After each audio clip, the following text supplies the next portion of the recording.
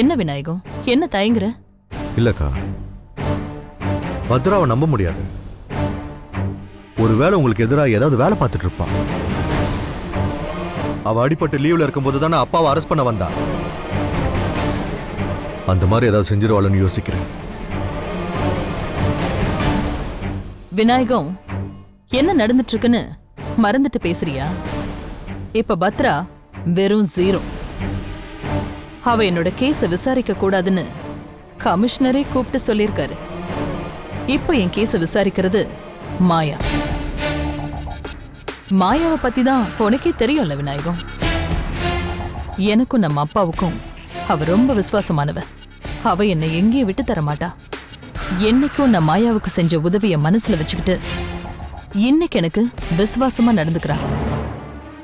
Police தரப்புல இருந்து ஏன் விடுதலைக்கு எந்த ஆட்சேபனையும் இருக்காது.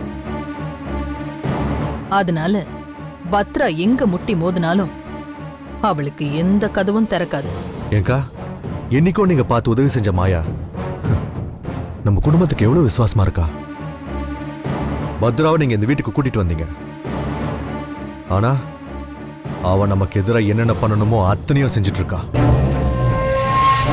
அதை நினைச்சதான் எனக்கு ஆத்திரமா வருது. ஆத்திரப்படாத விநாயகம். ஆத்திர செயல்ல தெரிஞ்சதுன்னா எல்லாம் நாசமாயிடும்.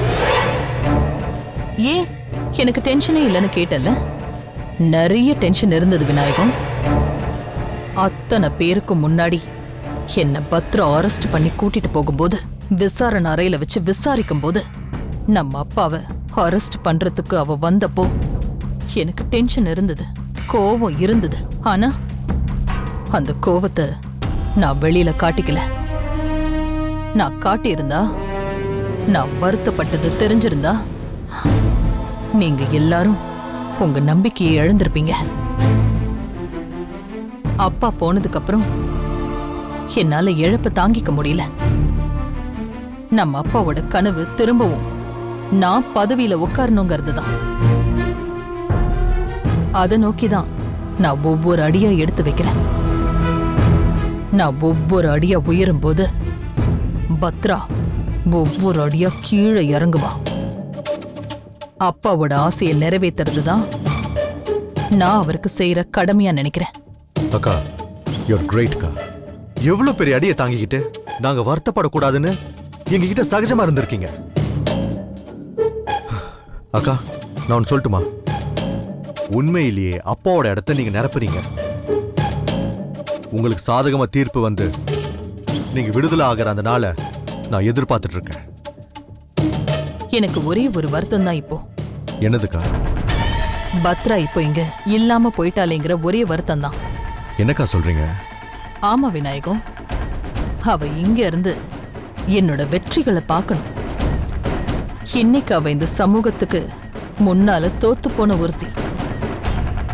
எது தனக்கான அடையாளம்னு நினைச்சு அந்த யூனிஃபார்மை போட்டு நம்ம வீட்டு படியேறி வந்து நம்ம அப்பாவையும் என்னையும் எல்லார் முன்னாடியும் அரெஸ்ட் பண்ண வந்தாலும் அந்த அதிகாரம் எல்லாம் இப்ப அவளுக்கு இல்லாம போச்சு. இந்த நேரத்துல அவ ஏன் கூட இருக்கணும் விநாயகம். அப்ப அவ எப்படி இருப்பான்னு நான் பார்க்கணும். அது நடக்கணும்.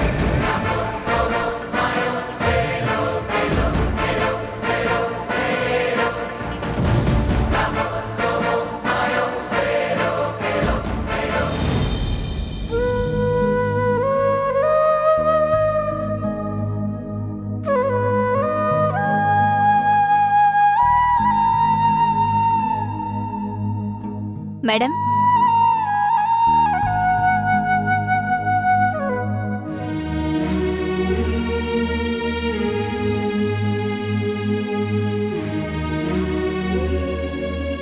வா ஷீலா. பத்ரா, பத்ரா, ஷீலா வந்திருக்கா பார். வா ஷீலா. என்ன பண்றீங்க மேடம்? சும்மா தான் உட்கார்ந்திருக்கேன் ஷீலா. உட்கார். Okay madam.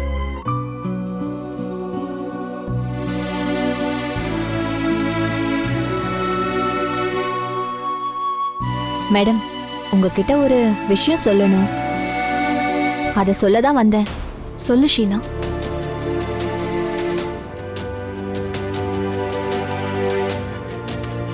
சும்மா சொல்லு ஷீலா.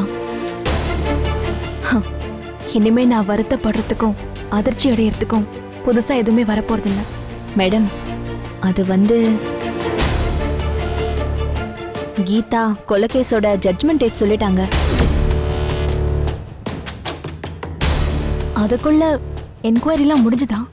மேடம், ஏசிபி மாயா மேடம், நீங்க என்கொயரி பண்ண எதையுமே கண்டுக்கல. இந்த கேஸை எப்படியாவது சீக்கிரமா க்ளோஸ் பண்ணணும்ன்ற முடிவுக்கு எல்லாருமே வந்துட்டாங்க. எவ்வளவு கஷ்டப்பட்டேன் இந்த கேஸுக்காக. இவ்ளோ சீக்கிரமா கேஸ முடிவுக்கு கொண்டு வந்துட்டாங்க. மேடம், நீங்களும் கோர்ட்டுக்கு வாங்க. அப்பதான் என்ன நடக்குதுன்னு உங்களுக்கும் தெரியும்.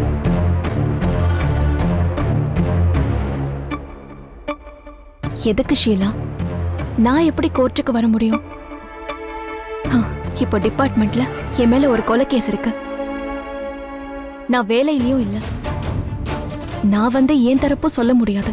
அதுக்காக அப்படியே விடுறதா மேடம்? கீதா கொலை கேஸ் நான் கையில் எடுத்ததுனால தான் அடுத்தடுத்து எனக்கு பிரச்சனைகள் வந்தது. இப்போ அதுக்கு தீர்ப்பும் வரப்போகுது. அந்த தீர்ப்பு யாருக்கு சாதகமா வரும்னு எனக்கு தெரியாது ஷீலா. ஆனா இத்தனை வருஷம் போலீஸ் வேலையில இருந்த அனுபவத்துல சொல்றேன், தப்பு செஞ்ச யாரும் ரொம்ப தூரம் ஓடிட முடியாது. ஒரு நாள் மாட்டுவாங்க. என்கிட்ட 20 வருஷம் கழிச்சு உமா மகேஸ்வரி மாட்டின மாதிரி. ஆனா உங்களோட முயற்சியெல்லாம் வீணா போயிடும் போல இருக்கே மேடம். போகட்டும் ஷீலா, எல்லாம் வீணா போகட்டும். இந்த கேஸ பத்ரா கையில எடுத்ததுல இருந்துதான் அடி மேல அடி அவளுக்கு கிடைச்சது. இப்ப இந்த கேஸ் அதுவாவே பத்ரா விட்டு விலகி போயிடுச்சு. நல்லதுன்னு தலைமொழிக்கிட வேண்டியதானே? ஷீலா, எனக்கும் அப்படித்தான் தோணுது. இனிமே அந்த கேஸை பத்தி நாம நினைக்கவே வேண்டாம். ஒருவேளை தீர்ப்பு உமாக்கு எதிராக வந்து உமா ஜெயிலுக்கு போனான்னு வச்சுக்கோங்க, மாப்பிள்ளையோட பத்ரா திரும்ப சேர முடியாமையே போயிடும். தீர்ப்பு உமா மகேஸ்வரிக்கு சாதகமா வந்தா நான் வேணும்னே அவங்க மேல கேஸ் போட்ட மாதிரி ஆயிடுமா? எல்லாரும் திரும்பவும் என்ன பத்தி தான் பேச ஆரம்பிப்பாங்க. பேசட்டும் பத்ரா, பேசிட்டு போட்டோம். நீ கஷ்டப்படும் போது யாரும் உன் கூட இல்ல. அதனால நீ யார பத்தியும் கவலைப்படாத. தீர்ப்பு எப்படி வேணா வரட்டும். நாம அதை பத்தி கவலைப்பட வேணாம். இந்த வீட்டுல அதை பத்தி பேசவும் வேணாமே.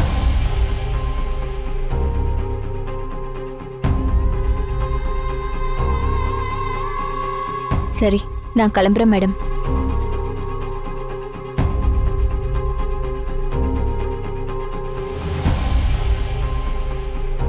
ஜட்ஜ்மெண்ட் வந்ததும் எனக்கு தகவல் சொல்லு.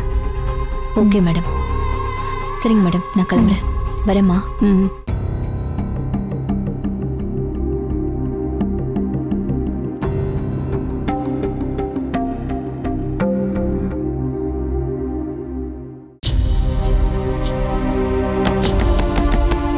அக்கா அக்கா அக்கா, கதவை திறங்கக்கா. கொஞ்சம் இந்த பாலையாவது குடிங்கக்கா. அக்கா அக்கா, ஜட்ஜ்மெண்ட் எல்லாம் உங்களுக்கு சாதகமா தான் வரும்க்கா. நீங்க எதுக்கு கவலைப்படாதீங்கக்கா. நீங்க இன்னைக்கு முழுக்க ஒண்ணுமே சாப்பிடல. இப்படியே உள்ள இருந்தா எங்களுக்கு பயமா இருக்குக்கா. அக்கா அக்கா, கதவை திறங்கக்கா. அக்கா ப்ளீஸ்க்கா.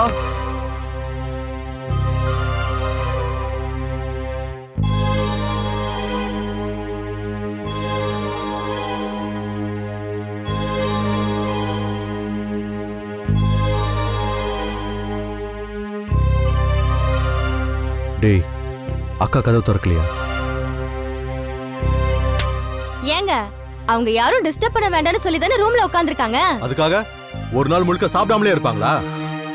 அண்ணா, தீர்ப்பு நம்ம அக்காக்கு சாதகமா வந்துருமா? அக்கா விடுதலை ஆயிருவாங்கல்ல? அப்படிதான் நானும் நம்புறேன் கார்த்தி.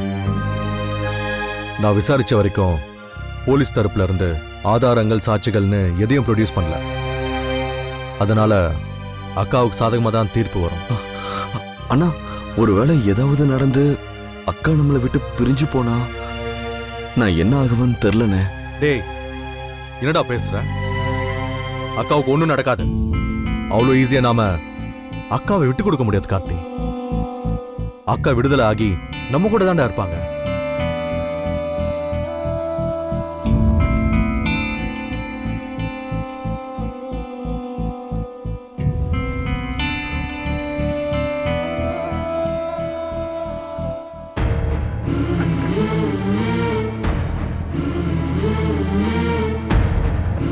என்ன கார்த்தி, உமா பால் குடிக்கல?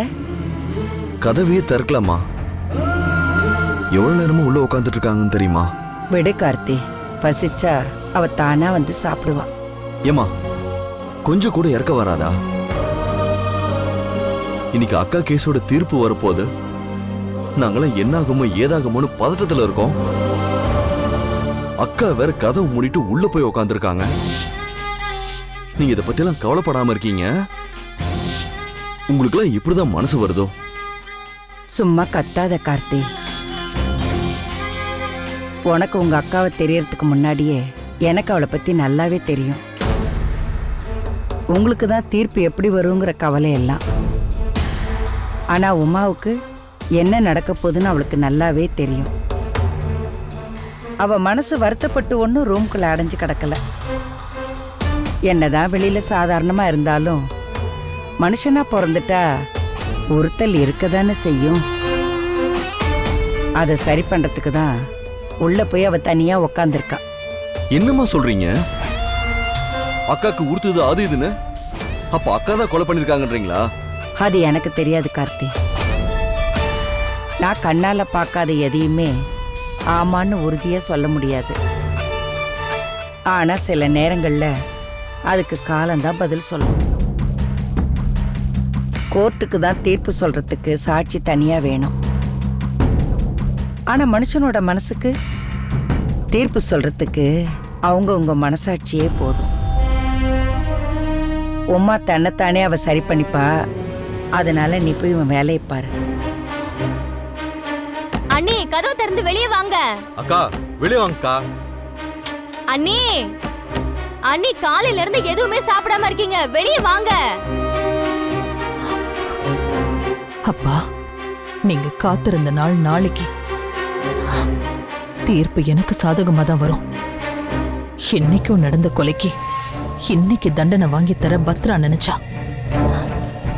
20 வருஷத்துக்கு பிறகு அதை தோண்டணும்னு நினைச்சது பத்ராவோட முட்டாள்தனம்பா. நான் மீண்டு வருவேன். நான் யாருன்னு பத்ராவுக்கு காட்டுவேன்.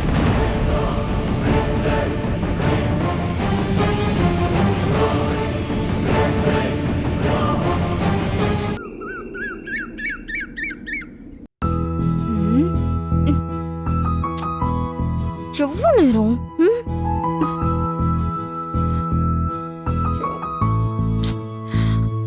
ஐயோ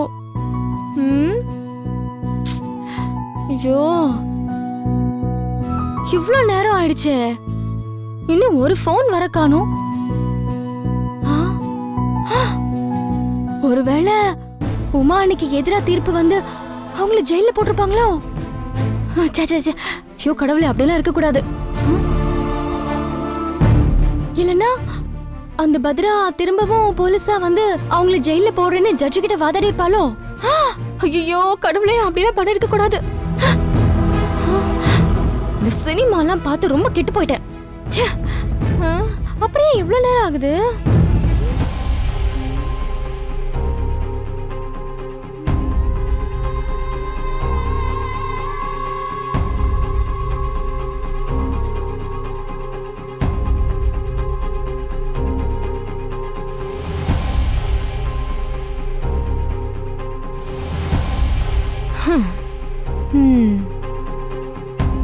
இந்த வீட்ல என்ன நடந்துட்டு இருக்கு?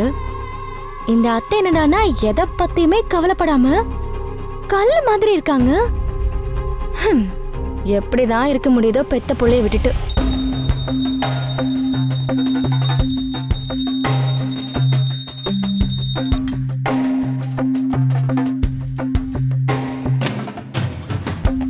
ஷோ, என்ன ஆக போதோ தெரியலையே. என்னது இது? எனக்கு இங்க இருக்கிற டென்ஷன் கொஞ்சம் கூட அவங்களுக்கு இல்லையே. கேட்காம விட மாட்டேன்.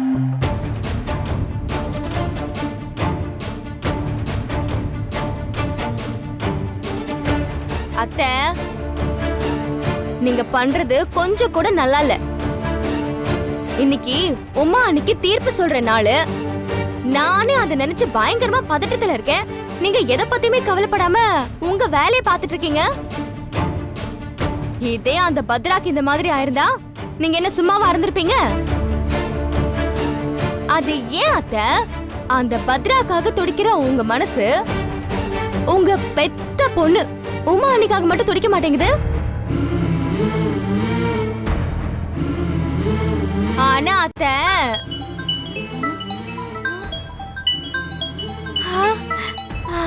அத்தை அவர்தான் கூப்பிடுறாரு.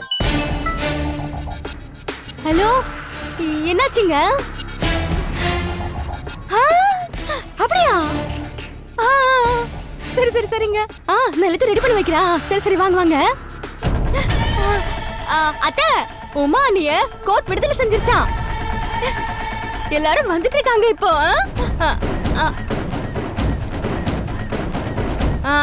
நான் போய் ஆரத்தி தட்டு ரெடி பண்றேன். நீங்க உங்க வேலையை பாருங்க.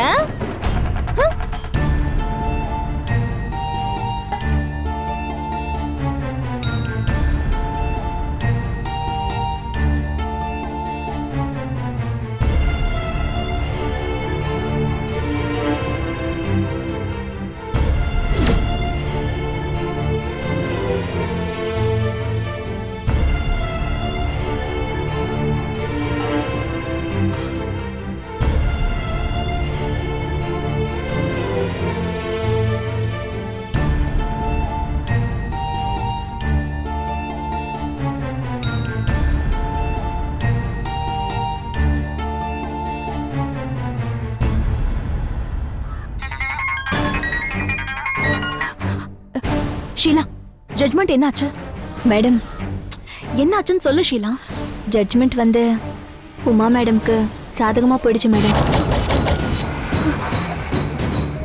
உமா மேடத்தை இந்த கேஸ்ல இருந்து விடுதலை பண்ணிட்டாங்க. மேடம், மேடம் லைன்ல இருக்கீங்களா? மேடம் என்னாச்சு? Hello hello madam.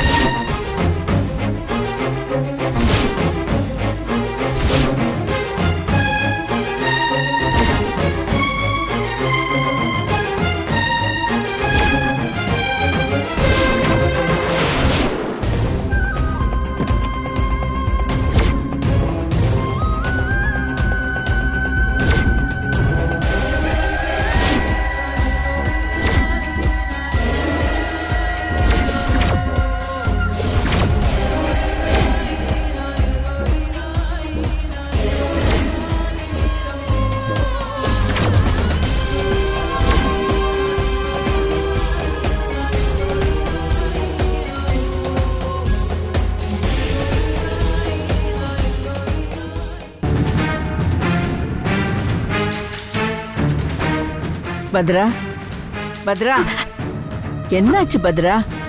எவ்வளவு தடவை உன்னை கூப்பிட்டு இருக்கேன். ஜட்மெண்ட் வந்துருச்சுமா. கீதா கொலைகேஸ்ல உமாவுக்கு விடுதலை கொடுத்துட்டாங்க. இது அநியாயமா? பாவம் கீதாவும் தென்னவனும். அவங்க 2 பேரும் என்னமா தப்பு பண்ணாங்க? அநியாயமா செத்து போயிட்டாங்கம்மா. ஆனா தப்பு பண்ணிட்டு உமா இன்னைக்கு விடுதலையாகி வெளியே வந்துட்டாங்க. விடு பத்ரா, இது எல்லாமே நன்மைக்குன்னு நினைச்சுக்கோ. இன்னைக்கு தென்னவனும் உயிரோட இல்ல, கீதாவும் உயிரோட இல்ல. ஆனா நீ வாழ வேண்டிய பொண்ணுமா. உமா மகேஸ்வரி ஜெயிலுக்கு போயிருந்தா அப்புறம் நீ ஜென்மத்துக்கும் உன் புருஷன் விட்டு வாசப்படி மிதிச்சிருக்கவே முடியாது.